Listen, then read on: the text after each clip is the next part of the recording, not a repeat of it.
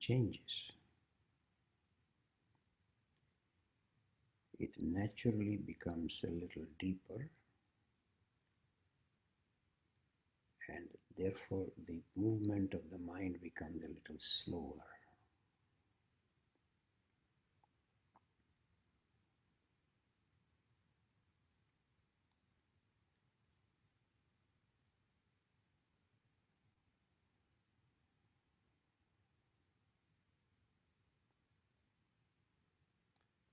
So without forcing anything, I'm simply aware of my breathing, not holding it outside or inside, not in any sense being against the mind, but assisting it, inviting it to stay connected with the vertical axis.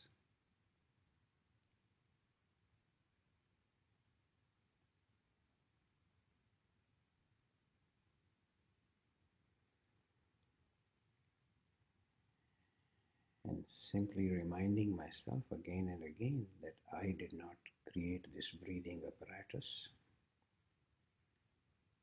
or this body.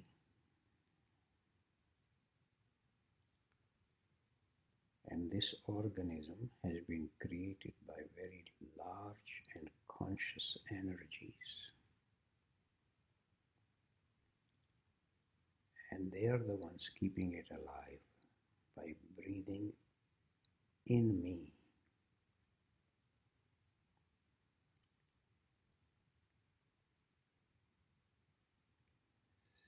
Simple awareness of this creates a sense of gratitude.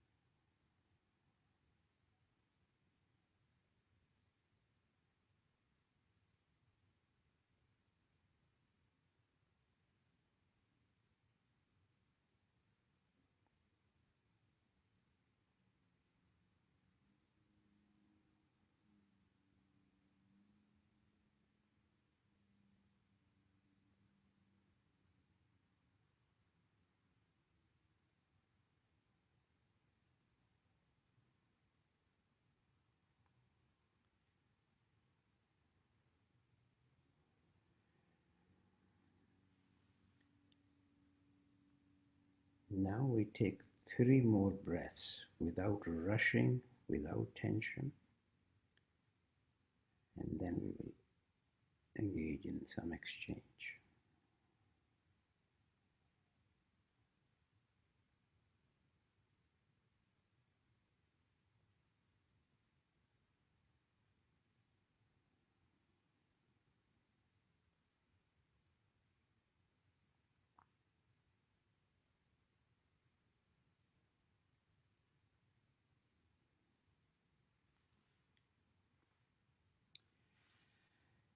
Just to give you a brief outline, I will say something for about 40 to 45 minutes, and then we'll have a possibility of exchanging.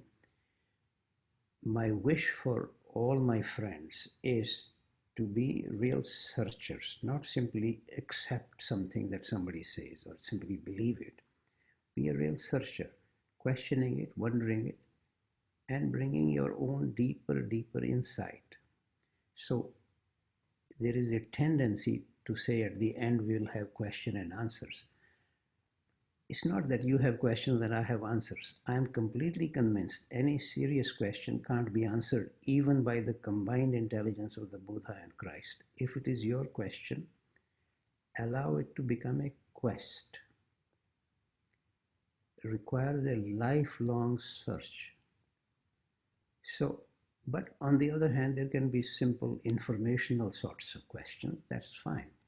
But real questions need to be deepened. Answers kill inquiries.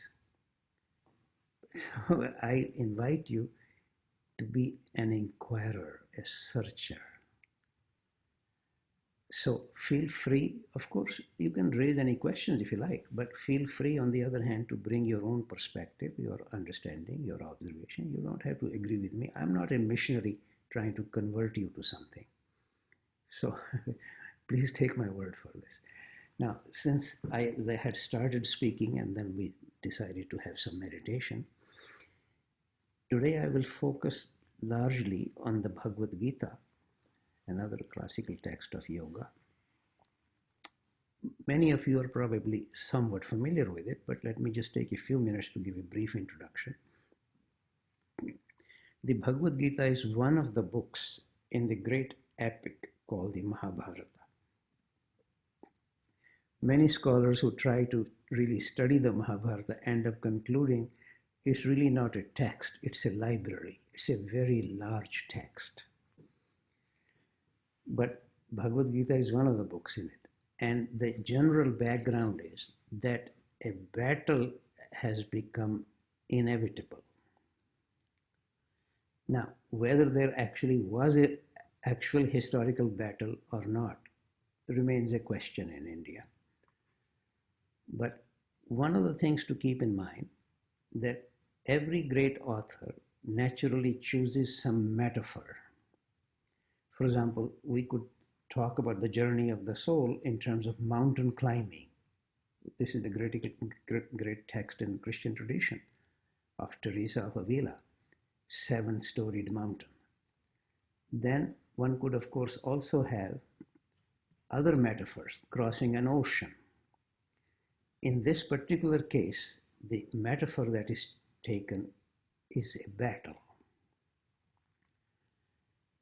And what is also important, as far as I am aware, all the sages in India have interpreted this battle to be an internal battle, not that there was a war outside.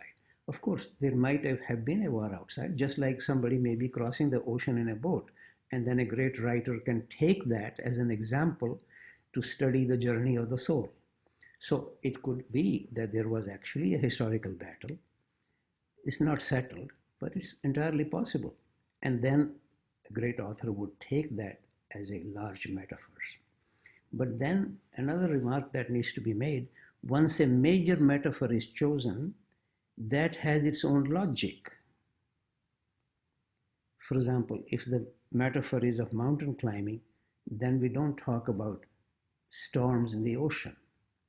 If the metaphor is of crossing the ocean, then we don't talk about pickaxes that are required on the mountain climbing. So here the metaphor is of the battle. Therefore, the first chapter in the Bhagavad Gita, there are only 18 chapters.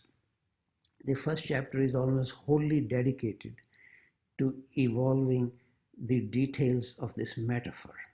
Various chariots, various warriors, horses, what kind of bugles they're playing, what kind of weapons they have, that kind of thing. But as I have often said, that everything else in the Bhagavad Gita will apply in any other situation. For example, rather than being in the battlefield, one could be in a room where this is your room where you're doing some writing, and the writer has a writer's block.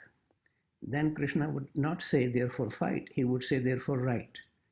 Everything else will be the same in the Bhagavad Gita.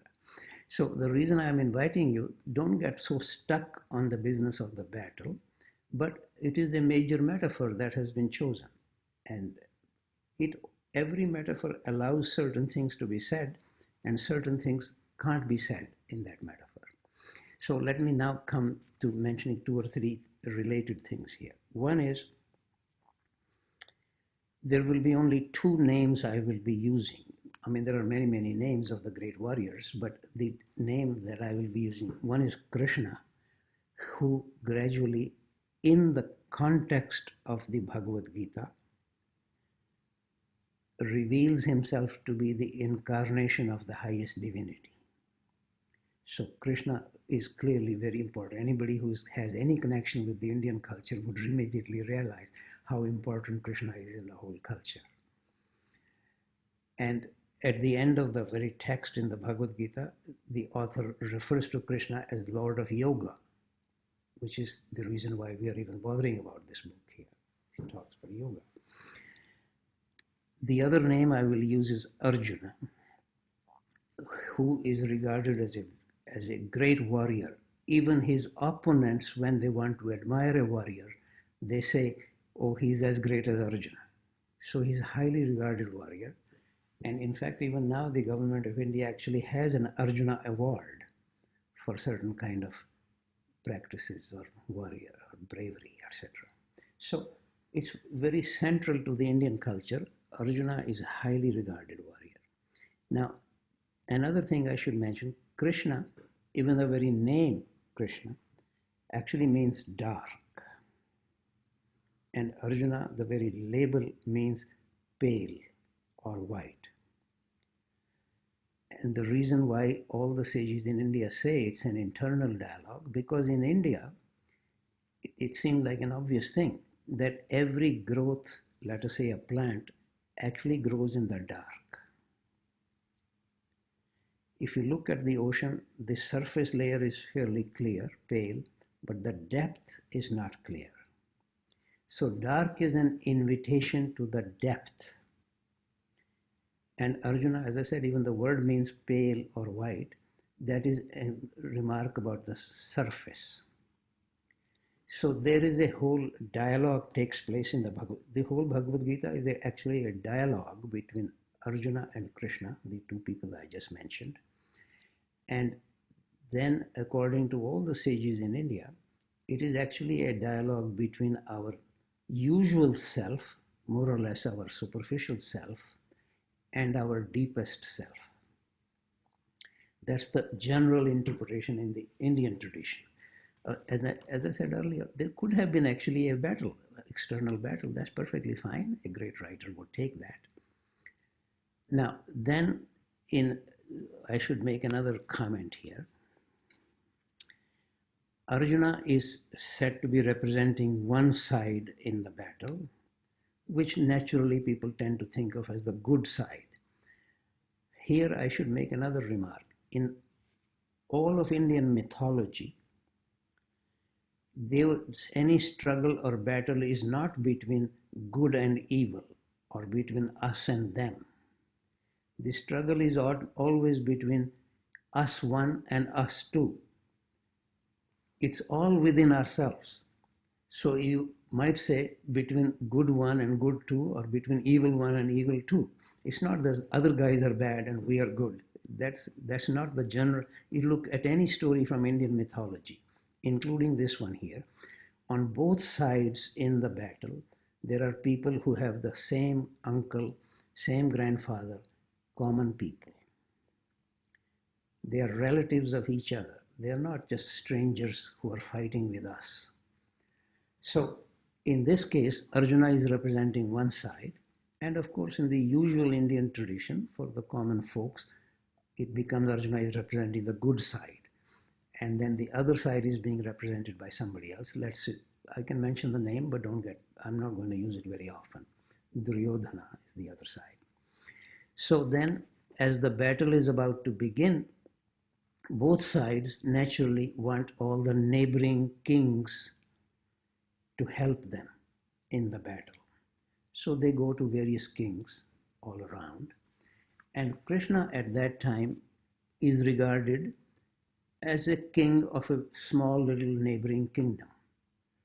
Because it is very important to understand that to really know the real nature of somebody requires a great amount of depth. In fact, unless I know my own real nature, I cannot know the real nature of anybody else. So there are a couple of people in the Mahabharata who have some idea about the grandeur of Krishna, that he's not just an ordinary king.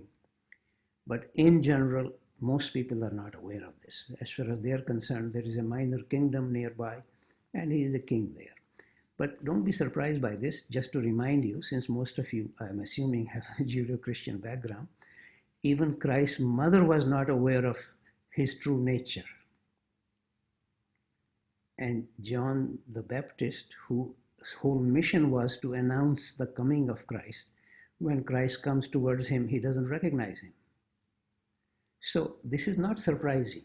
We don't know the real nature of anybody else until we know our own real nature, which according to the whole of the Indian tradition would require becoming one with Brahma, becoming one with the highest reality. Now, how many people in human history will come to that level? You can imagine.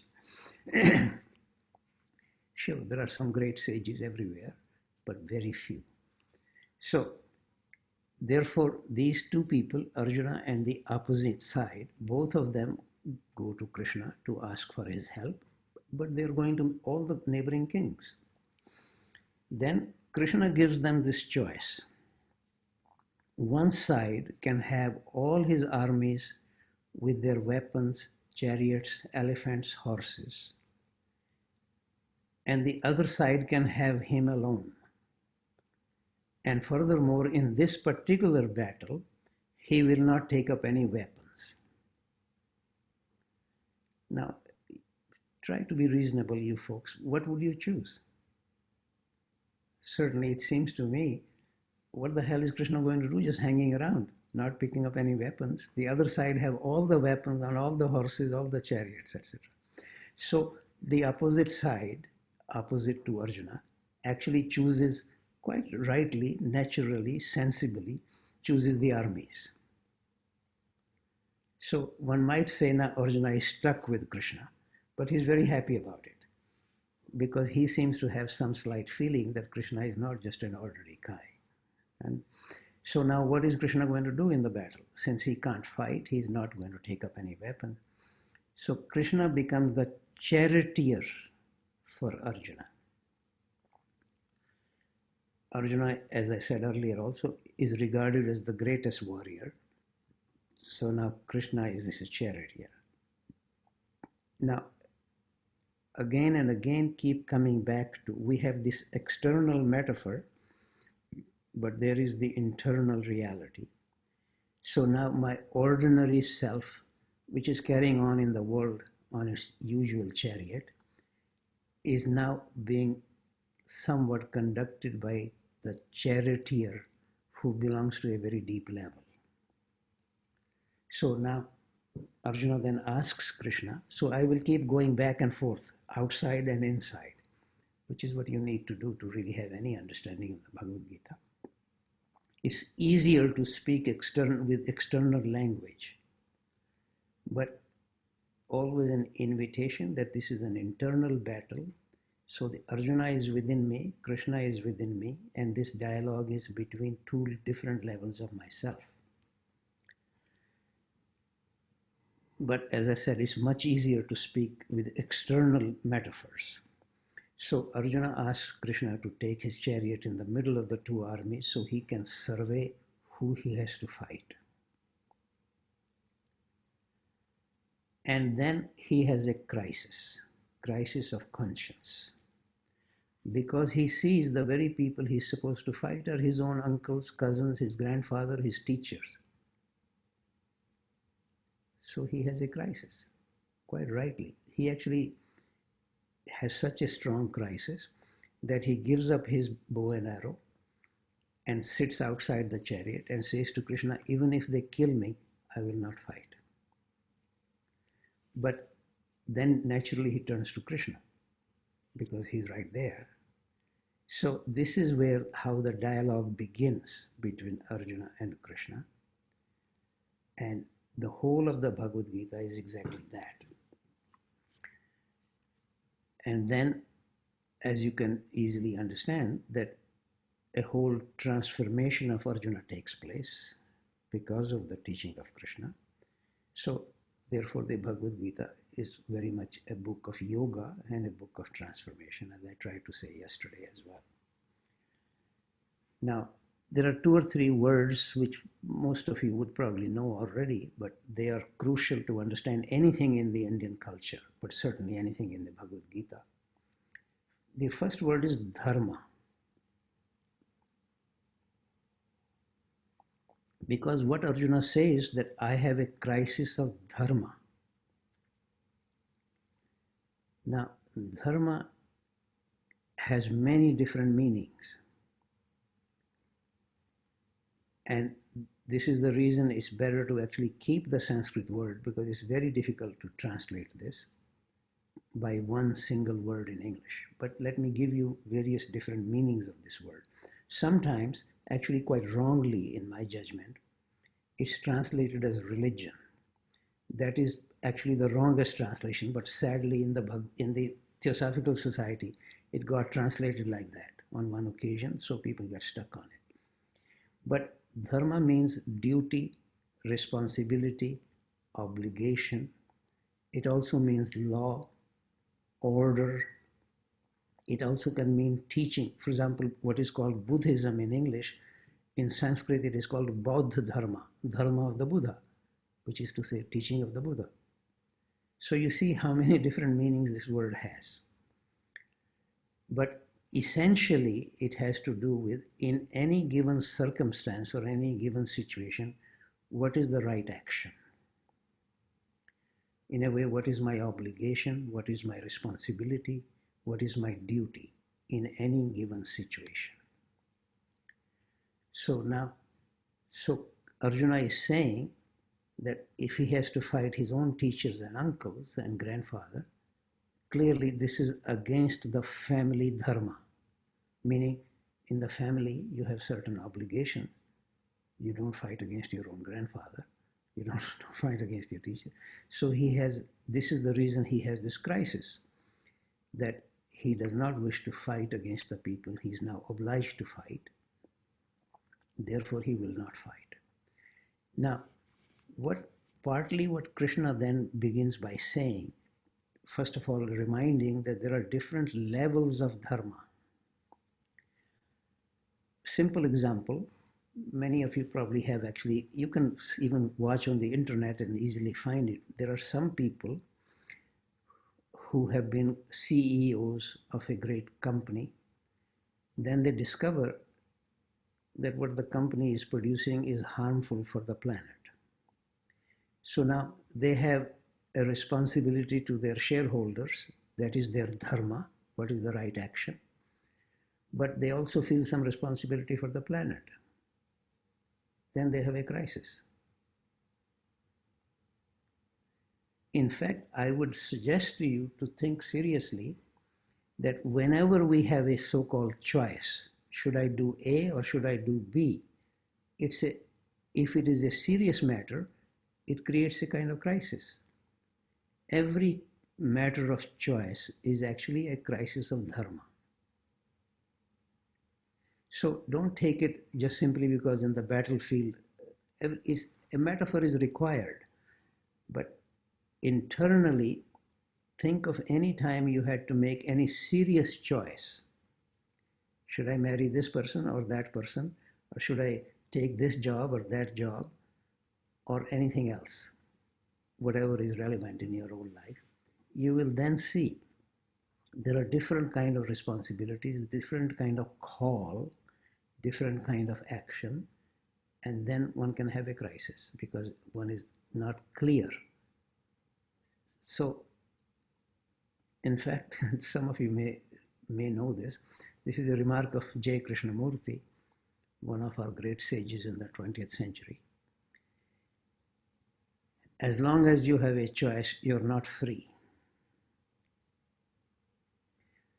Ordinarily, we have just the reverse notion. Because I'm so free, I can choose this or choose that. To choose this or that means what? I'm not clear. What is the one thing I need to do? So recall this remark of Krishnamurti, as long as you have a choice, you're not free. Don't buy it, but look at it, think about it, see how it applies in your own life.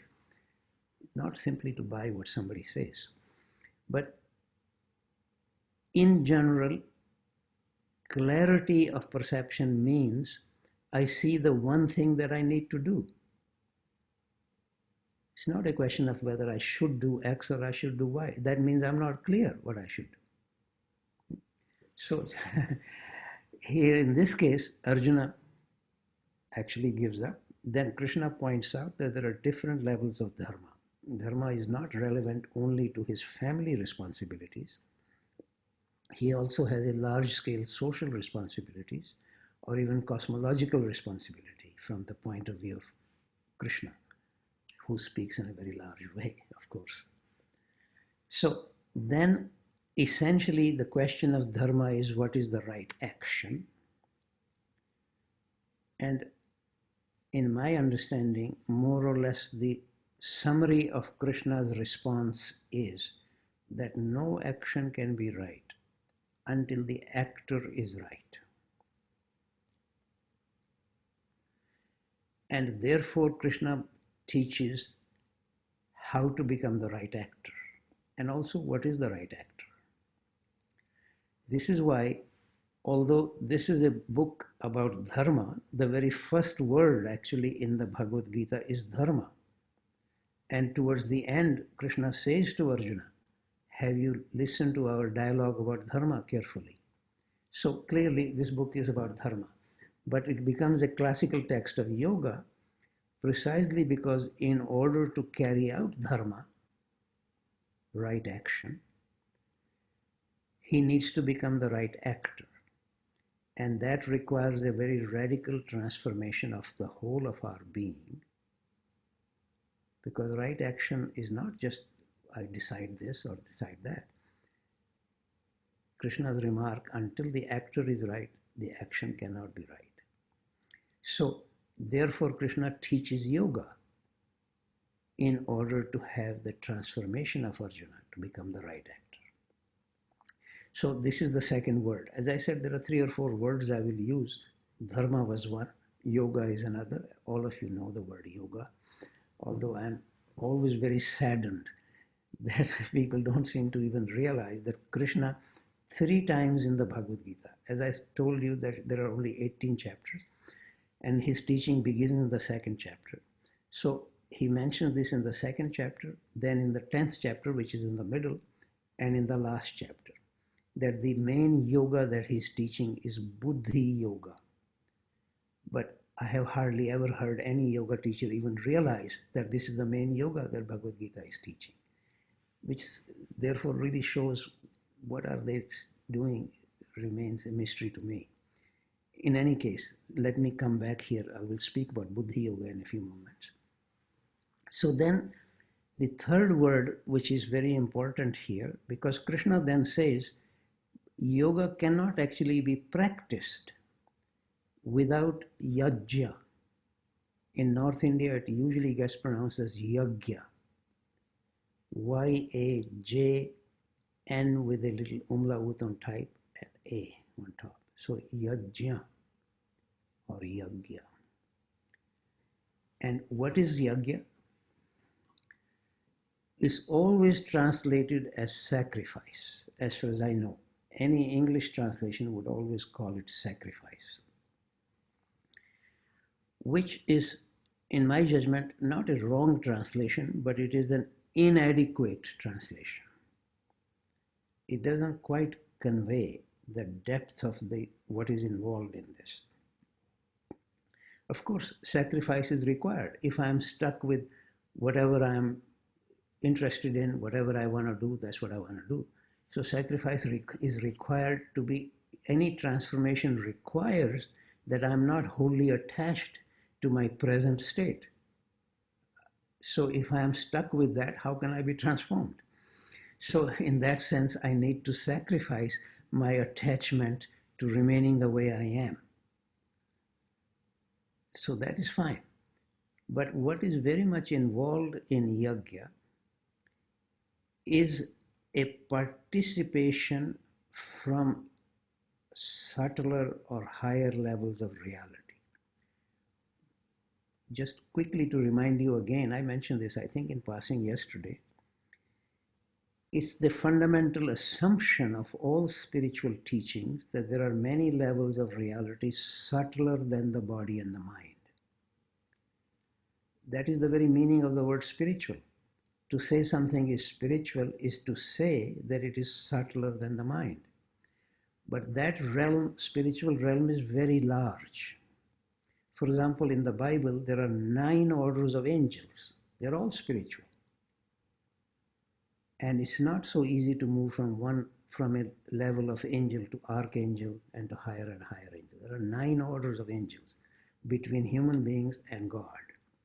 This is right in the Bible. You can happily read it there.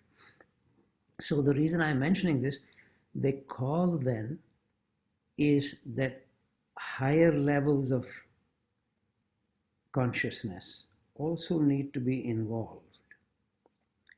But those are not, we don't need to imagine they're outside me. Especially in the Indian tradition, God or the highest, everything is inside me, deep down.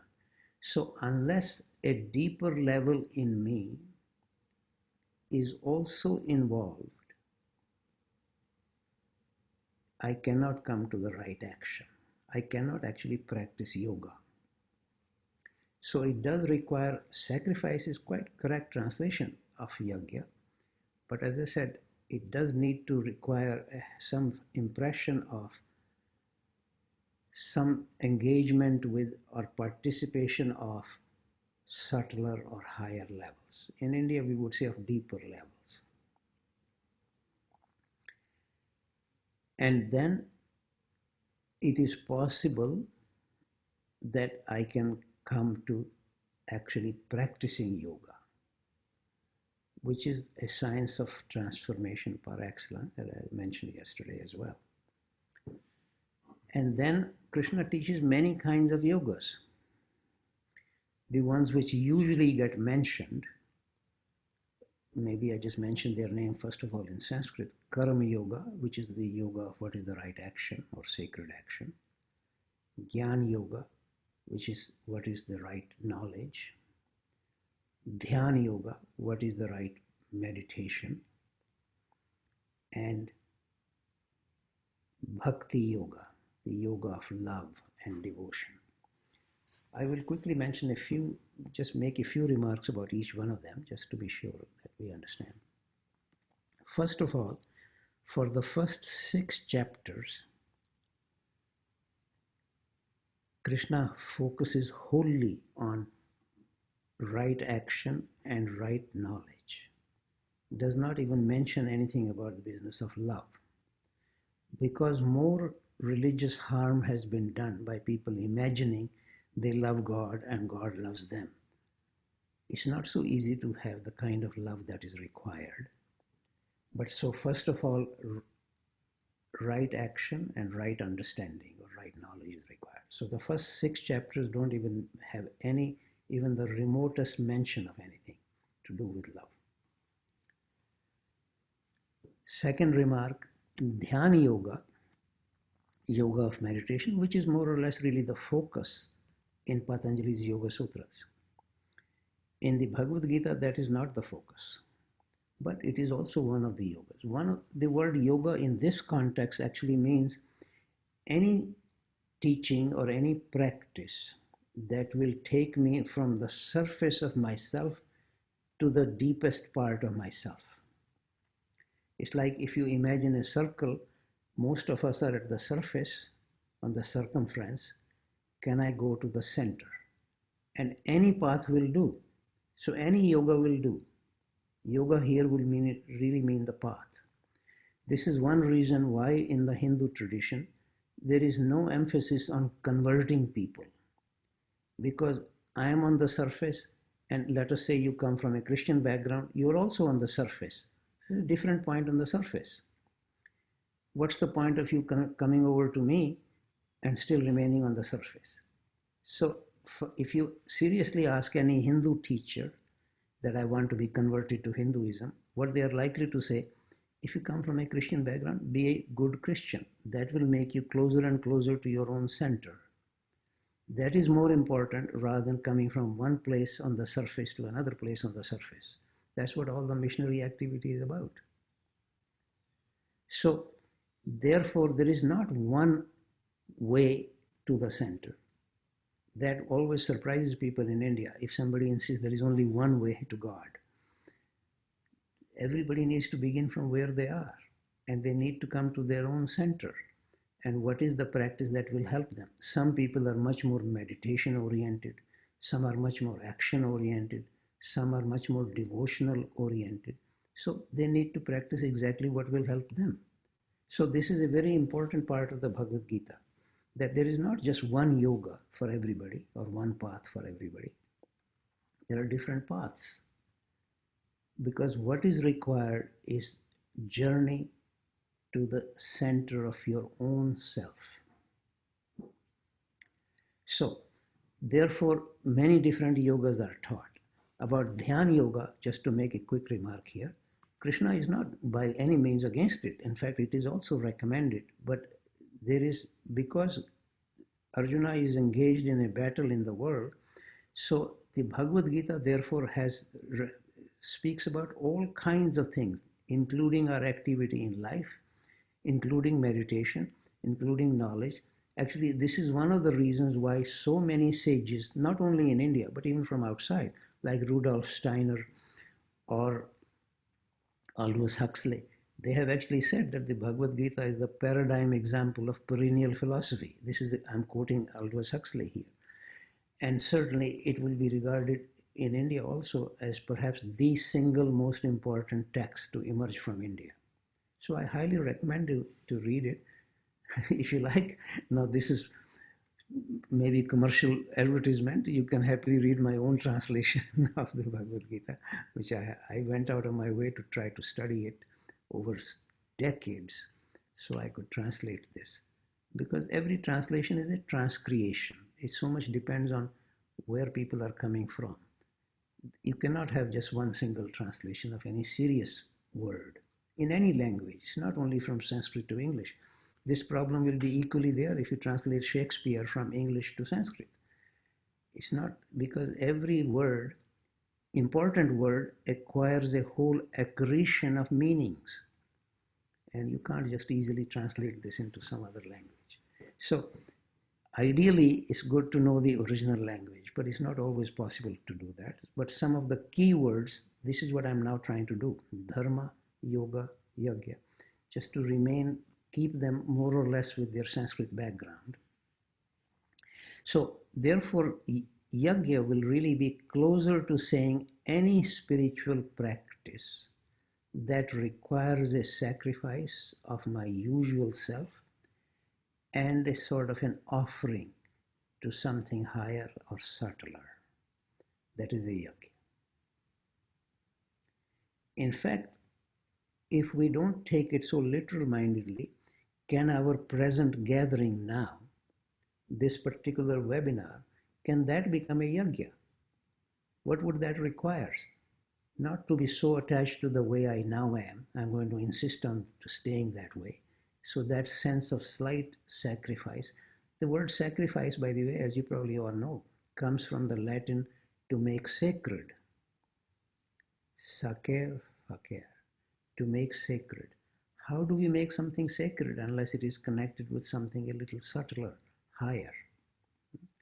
So in that sense, any undertaking with the right attitude, right willingness, can become a yajna, including this webinar. At least that is always my wish particularly, which is why I say be searchers. Don't just simply buy what I'm saying. You can question it.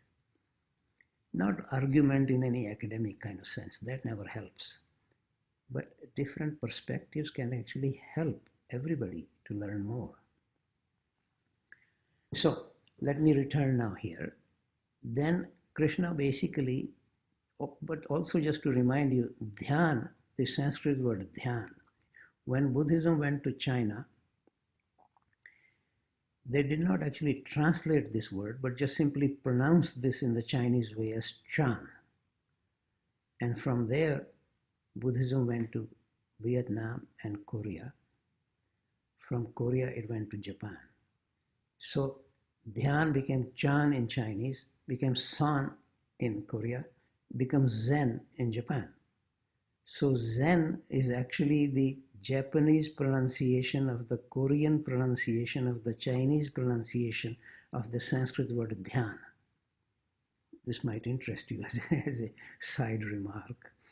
And so dhyan, now this is not the way Patanjali uses this word, by the way. If you have read the Yoga Sutras carefully, for Patanjali, there are 3 distinct stages of meditation.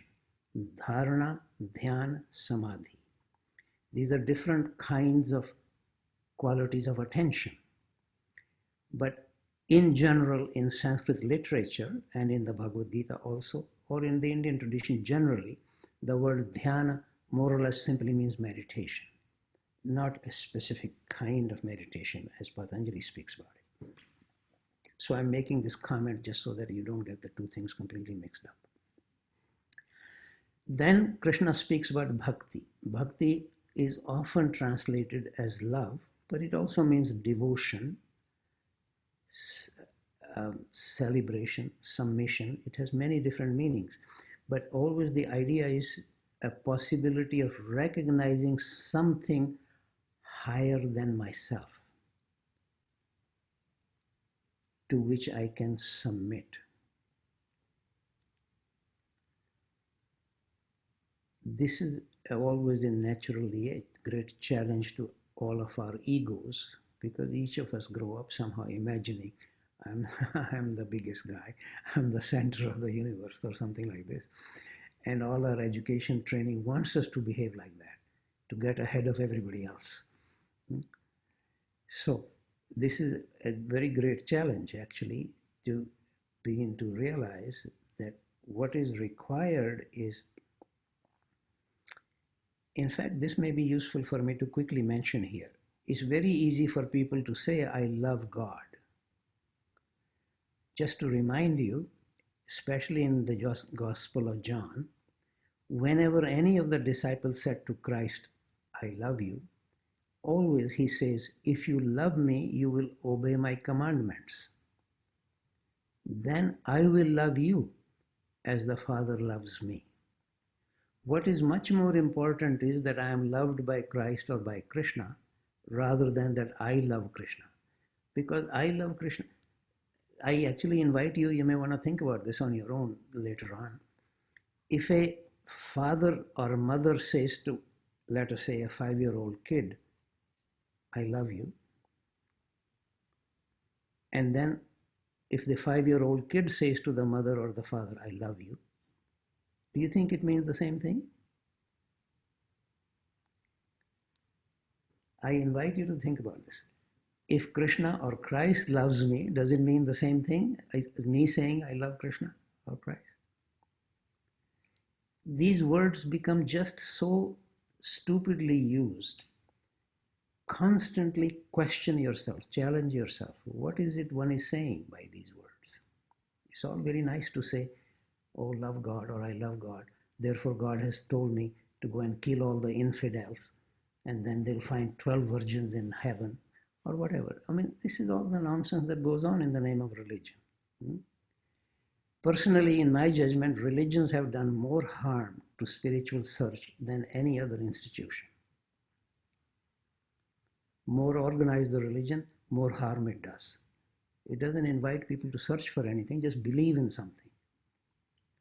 Believe that somebody went to Mount Everest. Don't try to go even a little hill to try to understand how to climb a mountain. So I'm inviting you very much not to become just believers, searchers, pilgrims. Okay, let me continue here. So Krishna then, as I said, initially actually more emphasizes right action, right knowledge, then some meditation. Then gradually one will begin to find a love for something mysterious, higher, which in principle even cannot be understood by our mind. All the sages have said, for example, even the Buddha refused to describe what nirvana is. If the Buddha can't describe it, sure as hell I can't describe what nirvana is. And some of you would know, Christ was periodically asked about the kingdom of heaven. What is his response? It's like a mustard seed. So now if you feel very clear about it, I'll be happy to learn from you. It's a call to the mystery, and spiritual mysteries, even in principle, unlike the scientific mysteries, even in principle cannot be solved. But they can be occasionally dissolved if you stay in contemplation, undertaking the right action, right work, right meditation, right knowledge, then occasionally the mystery is dissolved, by which I mean you are no longer against the mystery, you're not afraid of it, you don't deny it, actually you celebrate it. Bach would write music, Einstein will do physics, Uday Shankar will dance. Everybody does whatever they are good at to celebrate the mystery. But it cannot even in principle be solved. In science, for example, in physics, if Einstein has solved a mystery, he can publish it, so I don't have to waste my time now trying to solve it. But we could say, let us say the Four Noble Truths of the Buddha are the mysteries that the Buddha solved. Do you think now he can, in a way, they're even published, so I don't have to bother about them? One forgets scientific enterprise is a public enterprise. Spiritual enterprise always remains an individual undertaking. Public part of it can help. There can be good teachers, great teachers who can assist. So not to be against any of this, but it is radically a different enterprise. But this is not the time for me to speak about this.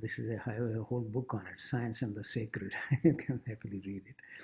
But let me return to the various kinds of yogas that Krishna teaches. The most significant yoga that he teaches is Buddhi Yoga, literally meaning yoga of awareness. Or the word Buddhi is difficult to define by one single English word. It has the same root as the word Buddha, awaken. So it can be translated as discernment, as intelligence, as awareness, as consciousness, as awakening. All of those are possible translations of the word Buddhi. But what is important here, and that also speaks about what is the right actor, in general, the body is driving the mind. Ordinary mind is almost like a prostitute. It will do whatever the body wants it to do, and it will justify it. In fact, Krishna twice in the Bhagavad Gita includes the mind, ordinary mind, manas is the Sanskrit word for it, manas, among the senses. And again, we can easily see this. When even the great sage, the Buddha, before he becomes the Buddha, is tested by the devil, Mara in the Indian context. Christ is also tested by the devil. What is the test? Mara, I will use the Indian word for this now, you can call it the devil, sends his own daughters to seduce the Buddha. Buddha to be, he's not yet the Buddha. Siddhartha Gautama is his name. So, you see, and in fact it is said, this is in the Buddhist tradition, the Buddha is said to have said, we never really know what these people actually said. They becomes mythologized, what Christ said or what the Buddha said. But they become archetypal figures in the cultures. So we should not easily just dismiss them. It is said in the Buddhist tradition that the Buddha said, if there was one other force as strong as sex, he's not sure he would have made it. None of us will be sitting here without some sex having been involved by our parents, right? The whole nature is created, driven by that. So to imagine that one is not driven by the bodily needs and desires is fantasy. Then since that doesn't work, what does Mara do? He says, I will turn this mountain into a mountain of gold. Do you know anybody who is not occupied with money? Don't ask somebody else, ask yourself. Mountain of gold. I think even $1 million will do for most people. Maybe you want $1 billion. Okay. Then that doesn't work. Then he says, I will give you power of the whole creation. Power, wealth, pleasure. driving the whole world. This is why there is a remark of Christ in the Gospel. Some of you may have read it. The whole world is in the sway of the prince of darkness. This is why many people, when they get really fed up with this, with the world, some of them very successful business people even, but some not so successful, but they see that the world is just being driven by this. The other side is fear. So Mara sends his armies to kill the Buddha. So fear and desire, these are the strange two words which often get used. And whenever one realizes it, many people then say, oh, we'll go to a monastery, join us, so that they can actually practice something spiritual. Because in the world it becomes difficult to do this. But that's not what Krishna is advising in the Bhagavad Gita. Which is why, by the way, in my personal understanding, the Bhagavad Gita is actually completely unique text in the whole of the Indian tradition. Indian tradition is not a fly-by-night tradition. It's very ancient, has so many scriptural materials. In fact, I once asked a very great scholar, T.R.V. Murthy, has anybody actually read all the scriptural material in India? He was not so sure. There is such large amount of material that it's very difficult to be sure that everybody has or anybody has read that whole material. So all that exists, but ultimately the call is to look within and then to see how one is tempted by this or that. So therefore the right actor from Krishna's point of view, first of all, his description of the wrong actor, that our mind, manas, is being more or less dictated by the body, and then it even tries sometimes to interfere with the higher mind. The higher mind is buddhi. But if the buddhi gets destroyed, there is a very strong expression in Sanskrit in the Bhagavad Gita, buddhi nashat pranashyati. If the buddhi gets destroyed, everything is destroyed. Very strong expression. But in general, the lower mind cannot really control the higher mind. Then what is the right actor? For Krishna, the right actor is that if you develop the buddhi, which is why buddhi yoga becomes the important yoga, the connection with the higher mind or subtler level of the mind, or if you like, the Buddha mind rather than the usual monkey mind, then one of the characteristics of buddhi is that it can be aware of something higher than itself. Krishna does not even actually give a label to this. It simply says the embodied. Very strong suggestion in every tradition, not only in India, that a particle of divinity or the breath of God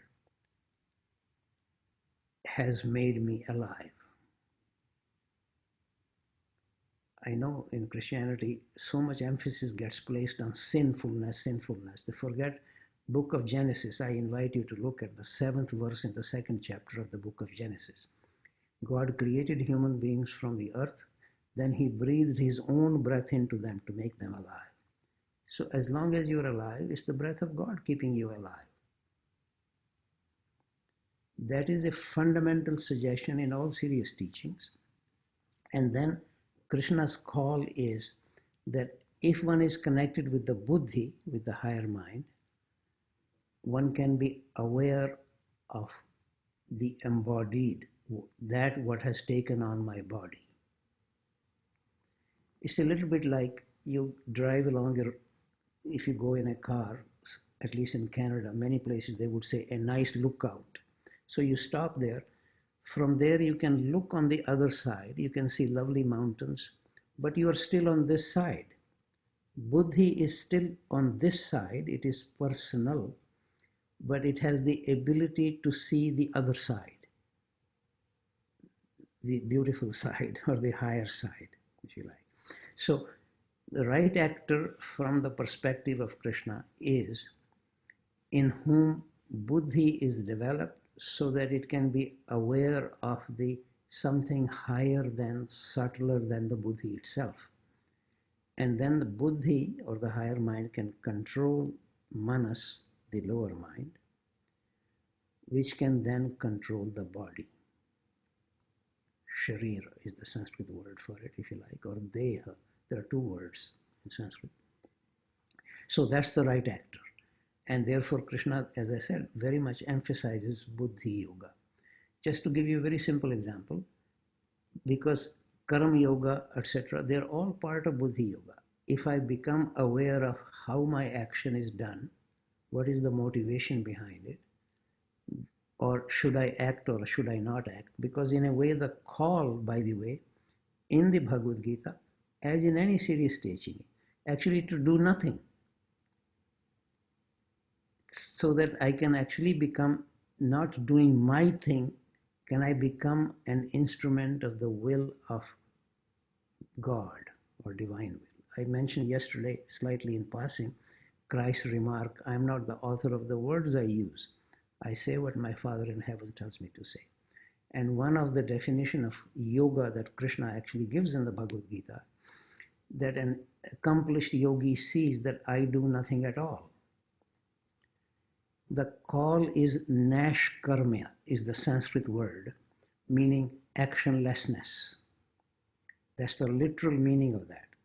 Nash karma, actionlessness. That is the ideal.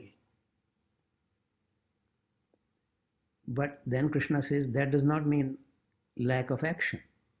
Actionlessness is not inaction, but this sort of action that does not lead to bondage. In fact, almost the first definition of yoga that he gives, it was in the institute where I studied, on the wall there in Sanskrit. Yoga karmasu kaushalam. Yoga is skillfulness in action. So he's not against action, but he's inviting us to be in a state of actionlessness. I know it can sound contradictory in words. This is why I'm trying to elaborate this a little bit. Skillfulness in action is yoga. But then he goes on to then elaborate, can I also do what I need to do, what is, I understand the right action, and not get so attached to whether it will succeed or it will fail. To become more and more free of the attachment to the fruits of action. And again, more and more free of whether I am approved or disapproved. I need to do what I regard as the right action. And so more and more suggestion, and I will not take much more time here because I've already taken more than allotted to me. It was 1 hour.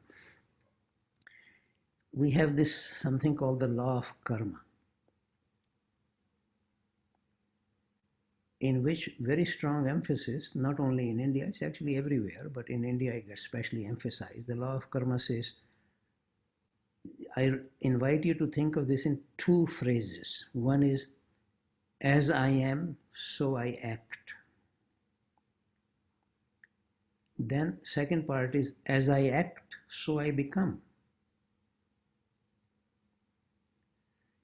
Now, in general, what we call act is actually react, because I mentioned this yesterday also, the call is to be free of my conditioned self, my usual self. So in general, I am just reacting, even biologically. What I find comforting food when I'm not feeling well is completely different from what my partner finds as comforting food when she's not feeling well. Because she grew up in Canada, I grew up in India. So even biologically we react, our body reacts. So the phrase should actually be, as I am, so I react. And the call is, if I can become aware of why I'm reacting, if I have practiced Buddhi Yoga, then I can actually respond rather than react. The whole spiritual development can be expressed in these two words. Think about it, don't just buy it, to move from reaction to response. The entire spiritual development has to do with these two words. In general, we react. We are conditioned. We have almost no choice. But if I become more and more aware, then I can respond rather than react. Then the law of karma will become, as I am, so I act, and as I respond, so I become. Then the law of karma becomes a law of freedom. Otherwise, it's a law of determination. It just keeps me trapped. But the call is to respond rather than to react. And that requires actual serious practice of buddhi yoga.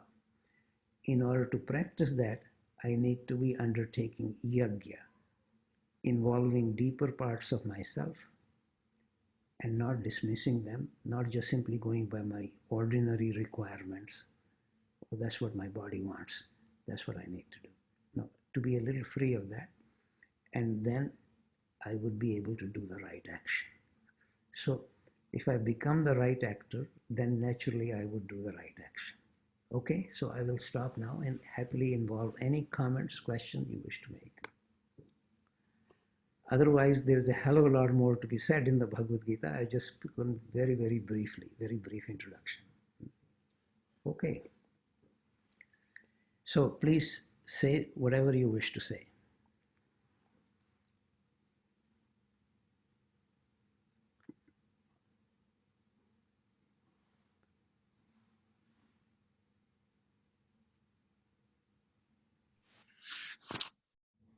Hi Ravi, this is Anne-Marie. I'm in year 1 of the Irish teacher training program.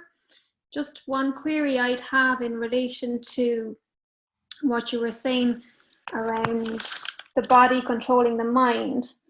My first instinct would be that the mind would always control the body, so I just wouldn't mind if you would elaborate please on that. Very simple. You can see in your own case, it's easier to see these things in oneself. One makes very nice New Year's resolution. Who makes it? The mind understands this is a good thing to do. I should get up every morning at 6 a.m., practice some yoga, etc. And then 3 days later, New Year's resolution get postponed to next year. Why? Because the body is not eager to get up and do it. So who is ruling it? So we don't need to become so complicated about it. The mind actually understands many things. You can happily read nice scripture. For example, what is the difficulty in understanding the remark of Christ? Love your enemy. Simple words. There is nothing complicated about it. Try it. Then you will see what stands in the way. So these, to say that we are being driven by the body, or that even our ordinary mind becomes more or less a vehicle of the body. In fact, I used a rather strong word earlier. It becomes a prostitute just for the body. Whatever the body wants, it will justify it somehow. Oh, well, today I'm tired, but tomorrow I'll. So yourself undertake something that makes sense to you, by which one means mind understands it. It seems good, right, reasonable. We even say, I wish to do this, I wish to practice it. And then what stands in the way? Okay, I hope, don't dismiss the question, but try to see how to approach it. The mind and the body can mean, sometimes people equate the two. After all, the mind is also in the body, which is also true. All that is true. But mind also has a very associative quality, very mobile. This is easier to see it if you try to be quiet in meditation, just to see what is going on in your mind. one can begin from wherever, and soon one is wondering about the price of cotton in Egypt. What the hell is that about? You see what I'm saying? I mean, the mind is just free associating with things, running around.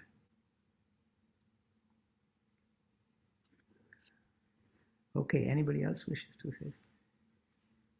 But don't simply buy what I'm saying. Look.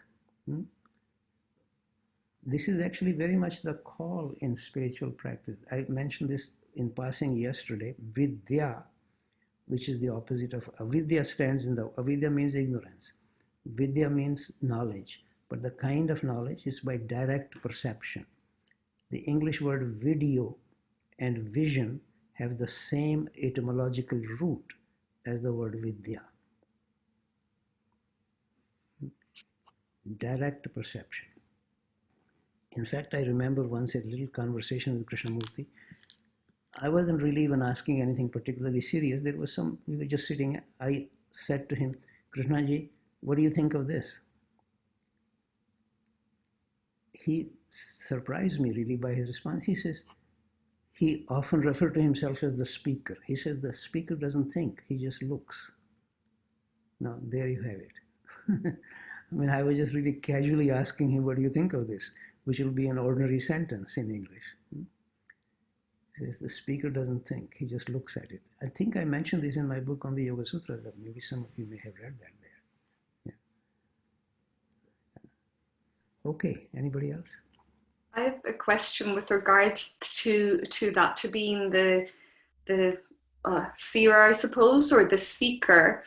And you had mentioned earlier something that Krishnamurti had said, as long as you have a choice, you are not free. So which part of us is it that's making the choice? If you were saying that you are a speaker, or is it possible for us as non-sages to become the seer, or to allow that non-choice to be the action, rather than thinking we have that choice?